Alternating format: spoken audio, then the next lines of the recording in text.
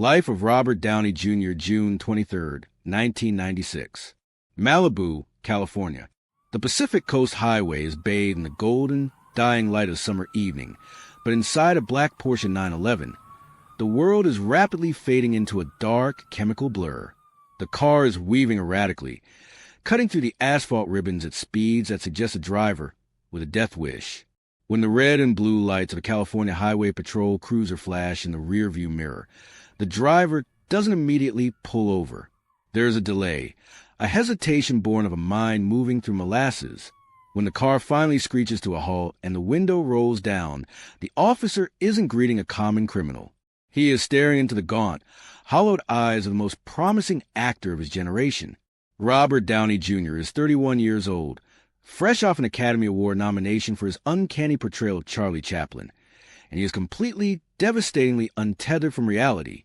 Inside the vehicle, police find a lethal cocktail of vices, a stash of black tar heroin, powder cocaine, crack, and, resting ominously on the passenger seat, an unloaded .357 Magnum revolver. This moment was an anomaly. It was an inevitability. To the public, Downey was the quirky, electric genius who had revitalized the spirit of the silent film era. He was the boy with the soulful eyes who could convey a lifetime of pain with a single glance. But beneath the red carpet glamour, a toxic legacy was festering. A seed planted long before the cameras started rolling. To understand how a man who seemingly had the world at his feet ended up in a violently orange jumpsuit, New York, where art was religion and boundaries were non-existent. The chaos didn't start on that highway in Malibu. It started with father, a filmmaker, and a misguided attempt at bonding that would haunt Downey for decades. The gun in the passenger seat was real, but the trigger had been pulled years ago. This was the beginning of the Goldilocks years, a terrifying era where Downey would wander into neighbors' homes, pass out in children's beds, and wake up to the sound of sirens, only to do it all over again. The world watched in horror as Iron Man was not being forged in a cave, but slowly dismantled in a cell. 1970, Greenwich Village, New York. The air in the Downey household was rarely clear. It was a haze of cigarette smoke, marijuana, and the frantic, creative energy of the counterculture revolution. Robert Downey Sr. was not just a father. He was a prince of the underground cinema, a maverick director whose absurd, anti-establishment films like Putney Swope were shaking the foundations of the industry. His home was a revolving door of artists, poets, and eccentrics, a place where traditional rules of parenting were discarded in favor of radical freedom.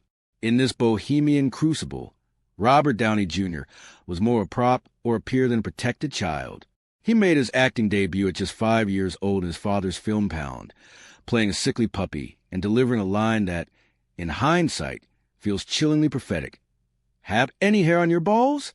But the true loss of innocence occurred off-screen, in the intimacy of their living room. It is a moment stamped into Hollywood infamy. Downey Jr. was merely 6 years old. Seeing his father sipping white wine and smoking marijuana, the curious boy asked for a taste. In a lapse of judgment that Senior would regret for the rest of his life, he passed the joint to his son. That first hit didn't just introduce a chemical into a developing brain. It forged a warped emotional connection that would prove nearly impossible to break. As Downey Jr. later described it, drugs became a language of affection. When my dad and I would do drugs together, it was like him trying to express his love for me in the only way he knew how. The bond between father and son was cemented in toxicity. By the time he was 8, Downey was surrounded by addiction as a normalized state of existence. The chaos of New York followed them when the family relocated to Santa Monica, California. But the geographical shift did nothing to stabilize the domestic turbulence. In 1978, the family unit shattered. His parents divorced, and Downey, now a teenager, was left drifting between the East and West Coasts, dropping out of Santa Monica High School to pursue acting full-time. He carried with him a raw, undeniable talent, but he also carried the family business, a predisposition for substance abuse that was ticking like a time bomb in his pocket. He headed back to New York, determined to conquer the stage, unaware that the script for his own tragedy was already being written. 1985, 30 Rockefeller Plaza, New York City. At 20 years old, Robert Downey Jr. was electric. He had clawed his way into the most coveted cast in American television. Saturday Night Live. It was supposed to be the launch pad that propelled young comedians into the stratosphere, the hallowed ground where legends like Belushi and Murray have been made. Instead, for Downey, it became a public stumbling block. The 1985 season of SNL is widely regarded as one of the show's most disastrous experiments. The producers, aiming for a younger, hipper vibe, hired a Brat Pack cast that included Downey, Anthony Michael Hall, and Randy Quaid. But Downey wasn't a sketch comic. He wasn't a master of impressions or a writer of punchlines. He was a character actor trapped in a variety show, flailing on live television week after week. Critics were merciless. Rolling Stone would later rank him as the worst SNL cast member of all time. He was fired after a single season. Yet, failure in New York proved to be the catalyst for success in Hollywood. Freed from the constraints of sketch comedy, Downey pivoted back to film with a vengeance. He became the face of the charming, fast-talking rogue. In The Pickup Artist and Lesson Zero, audiences saw two sides of the same coin. But it was his performance as Julian Wells in Less Than Zero, 1987, that sent a shiver down the collective spine of the industry. Playing a rich, drug-addicted playboy spiraling into destruction, Downey wasn't just acting. He was channeling his own ghost. He later admitted that for him, the role was like the ghost of Christmas Future. The character was an exaggeration of himself, or so he thought at the time. I became an exaggeration of the character, he later reflected. The lines between his on-screen disintegration and his off-screen reality were beginning to blur dangerously. While his peers were navigating the typical pitfalls of young fame, Downey was operating on a different frequency. He was undeniably brilliant, earning legitimate acclaim. Yet behind the scenes, the family business was. Then came the role that should have saved him. In 1992, Sir Richard Attenborough cast him as Charlie Chaplin. It was a monumental challenge, capturing the physicality and pathos of the silent film icon. Downey prepared obsessively. He learned to play tennis left-handed, mastered Chaplin's signature walk, and absorbed the man's soul. The result was a performance of staggering genius. He earned an Academy Award nomination for Best Actor. At 27, he had reached the summit, but the air at the top is thin, and Downey was already suffocating. August 6, 1999. Malibu, California. Inside a tense courtroom, Judge Lawrence Mira looked down at the man standing before him. Robert Downey Jr. was no longer the dapper, quick-witted star of the silver screen. He was a man who looked like he had been hollowed out from the inside. For 3 years, the court had offered him lifelines, rehab stints, supervised probation, second and third chances. But Downey had burned through them all, repeatedly failing drug tests and even walking out of treatment facilities. "I feel like I've got a shotgun in my mouth with my finger on the trigger," Downey famously told the judge, "and I like the taste of the gunmetal." The judge's patience had finally evaporated. He sentenced Downey to 3 years in state prison. The Hollywood elite watched in stunned silence as a man who had played Chaplin was led away in handcuffs, destined for the California Substance Abuse Treatment Facility and state prison at Corcoran. Corcoran was a different world. It was a place where celebrity was a liability, not a shield. Downey later described the atmosphere as evil in the air, a distant planet where there was no way home. He was assigned a job in the prison kitchen, scrubbing pizza pans for 8 cents an hour. He lived in constant fear, in a facility housing level for criminals. A pretty boy, actor was an easy target. He would later recount waking up in a pool of his own blood after being attacked by other inmates, a brutal reminder that his talent couldn't protect him here. But the fall wasn't over. After serving a year, Downey was released in 2000 and immediately staged what looked like a miraculous comeback. He joined the hit show Ally McBeal, playing the charming love interest Larry Paul.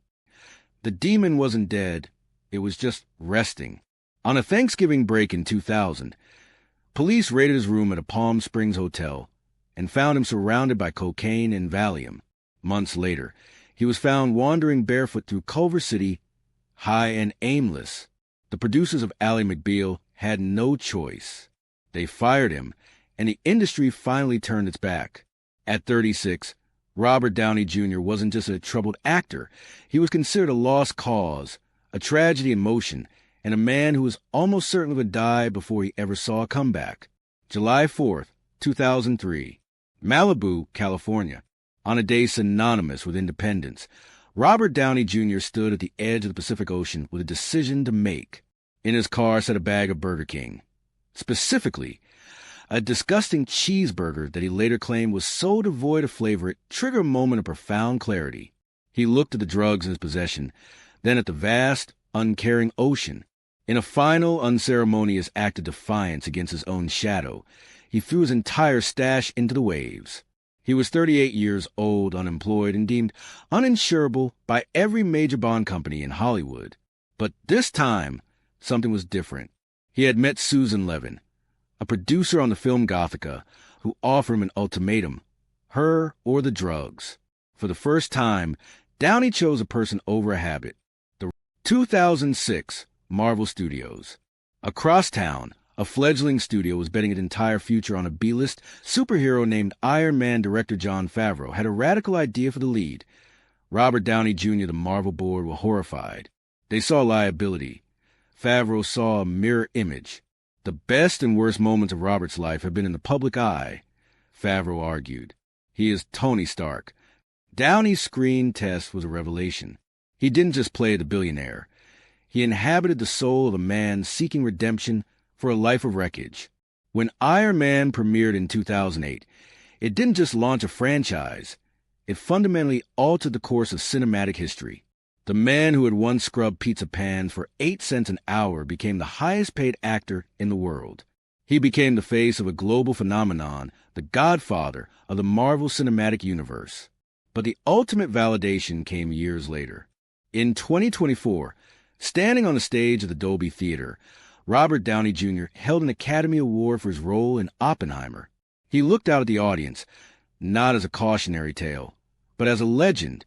"I'd like to thank my terrible childhood," he quipped with that trademark smirk, "and my veterinarian, wife Susan, who found me a snarling rescue pet and loved me back to life."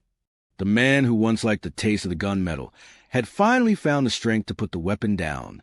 Robert Downey Jr. didn't just survive his own history. He rewrote it. And then history will be made once again fire. Robert Downey Jr. returns, this time as Dr. Doom, in Avengers: Doomsday. So get ready.